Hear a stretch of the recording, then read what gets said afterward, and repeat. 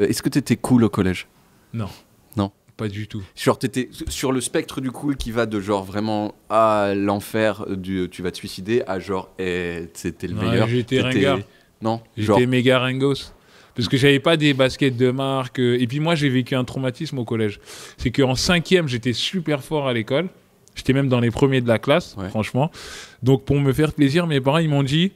Allez, on va aller à Carrefour et tu vas t'acheter les chaussures que tu veux. Et j'avais acheté des Adidas. Mais après, les Adidas, elles sont niquées. Et je suis arrivé en 4e. Mais en 4e, c'était pas ouf.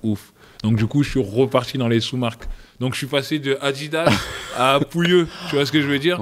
Et c'était horrible. Non, quand j'étais au collège, j'étais un vrai plouc. Alors on rigolait bien. Parce que j'étais dans une classe de cassos. J'étais dans un collège vraiment de cassos à la Guérinière. Donc on rigolait vraiment. Mais j'étais vraiment un Pouilleux dur. Très, très dur. Les meufs?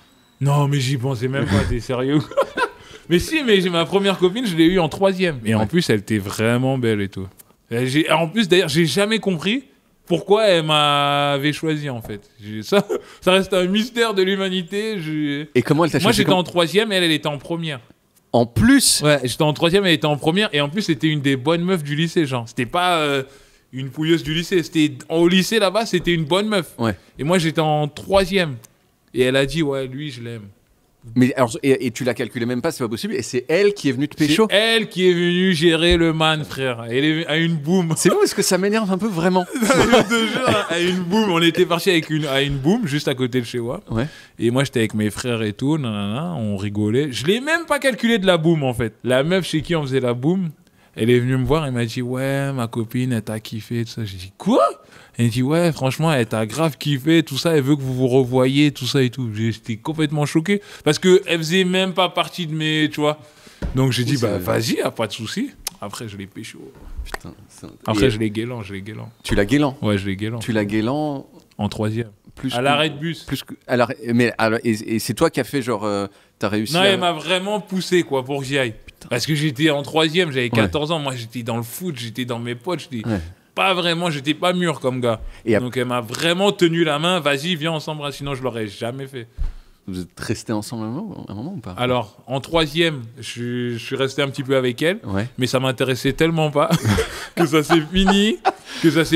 Et quand je suis passé en seconde, elle était en terminale, et après elle est revenue à la charge encore. Après. Mais genre, tu t'as fait le coup de foudre de sa life, quoi. Moi? Je sais pas si j'ai fait le coup de foudre de sa life, mais en tout cas, je sais que quand je suis arrivé en seconde, elle était en terminale, donc c'était déjà les vrais dossiers du lycée, tu vois. Et elle est revenue vers moi encore. Et elle disait à sa copine, mais je comprends pas, je m'intéresse pas ou quoi, JP. Et sa copine, c'était ma voisine. Donc la voisine, elle venait, elle sonnait chez moi. Ouais, G, c'est quoi ton problème? Je dis, mais lâchez-moi, en fait.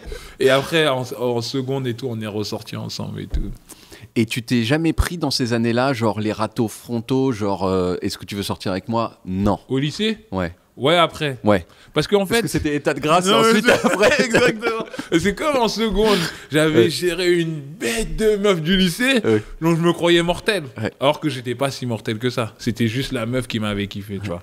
Donc après, elle est partie à la fac, machin, tout ça. Et puis ça s'est fini avec elle et tout. Et après, j'ai connu un vrai râteau. Je me rappelle d'un râteau qui était dur. Ouais, il y avait une meuf et tout, qui était vraiment belle et tout, je m'en rappelle.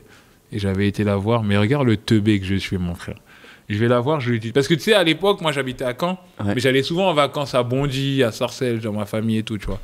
Et je vais la voir et tout, je lui dis, vas-y, ma meuf, elle est pas là, elle est à Paris en ce moment, là, ça te dit pas de sortir avec moi? Et après, je lui dis, non, vas-y, prends pas la tête, tu me donnes la réponse vers 4h et tout. Elle est même pas venue me donner la réponse. Et le lendemain, j'ai été la voir, je lui ai dit, hey, t'arrives quoi? Elle a dit, oh, j'ai oublié, c'est non. Je suis reparti dans ma classe et tout, j'étais là. Cordialement. Ouais, cordialement, je me rappelle de celui-là. Ouais, ça c'est frontal.